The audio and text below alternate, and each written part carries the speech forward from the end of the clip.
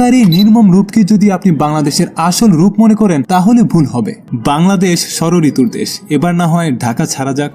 কোনো এক গ্রীষ্মের এই গরমে ঢাকার এই নির্মমতা থেকে কোনো এক গ্রামের দিকেই না হয় যাওয়া যাক। গ্রীষ্মের এই প্রচন্ড গরমে শরীরে কাপড় রাখার মতো অবস্থা থাকে না, অথচ এই সময়টায় বেশিরভাগ ফসল তুলতে হয়। প্রায় এই সময়টায় দেশের জাতীয় ফল কাঁঠাল এবং আম লিচু পাকে, তখন বাঙ্গি ও তরমুজও পাওয়া যায়।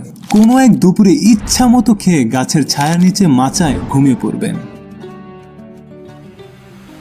এরপর চলে আসে বর্ষা, সব ভাসিয়ে দেয়, চাষের ফসল নতুন পানিতে ভরে যায়। এই সময়টায় প্রচুর বৃষ্টিপাত হয়। এমন সময় বিলের সৌন্দর্য বাড়িয়ে তুলে দেশের জাতীয় ফুল শাপলা। এরপর শরৎ এসে বর্ষাকে বিদায় দেয়। বর্ষার মেঘলা আকাশকে বিদায় দিয়ে নীল পরিষ্কার আকাশ, উজ্জ্বল রোদ এবং বর্ষার সকল পানি শুকিয়ে কাশফুল ফোটে। এরপর হেমন্ত এসে বেশিরভাগ গাছের পাতা কেড়ে নেয়, বাতাসের ঠান্ডা নামায়, শীতের আগাম বার্তা দেয়। এই সময়টায় দেশের জাতীয় খেলা হাডুডু বেশি খেলা হতো বলছি কারণ এই খেলাটি দিন দিন হারিয়ে যাচ্ছে। এরপর চলে আসে শীতকাল। এবার শীতকালটা উপভোগ করতে না হয় কোনো এক গ্রামের গভীরে যাওয়া যাক। কুনকুনে শীত, কুয়াশায় কিচ্ছু দেখা যায় না। এমনই এক সকালে খেজুরের রস, গরম গরম ভাপা পিঠা, নারিকেলের পিঠা, মাটির চুলা। শীতের যে কত রকমের পিঠা বানানো হয়, বিশেষ করে আমাদের গ্রামের নানু দাদু মা চাচিরা বানায়, তা অবিশ্বাস্য। তারা এটাকে শিল্পের পর্যায়ে পৌঁছে দিয়েছে।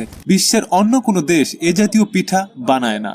যদিও আমাদের পার্শ্ববর্তী দেশগুলোতে ভিন্ন ভিন্ন নামে কিছুটা হয়, তবে এর আসল স্বাদ উপলব্ধি করতে চাইলে কোনো এক শীতে বাংলাদেশের কোনো এক গ্রামে চলে আসবেন। শীতকে বিদায় দেয় বসন্তকাল। এ সময় ঝরে যাওয়া পাতা নতুন রূপে ফিরে আসে, বিভিন্ন গাছে অসংখ্য ফুল ফোটে। এ সময়টায় পাখিরা কিচিরমিচির বাড়িয়ে দেয় এবং কৃষকের ফসল উজ্জ্বল হয়ে ওঠে। বসন্তকাল যেন প্রাকৃতিকে নতুন পোশাকে সাজায়। তবে কষ্ট হলেও মানতে হবে, জলবায়ুর পরিবর্তনের ফলে এই ঋতুগুলো নিজেদের ঐতিহ্য হারাচ্ছে।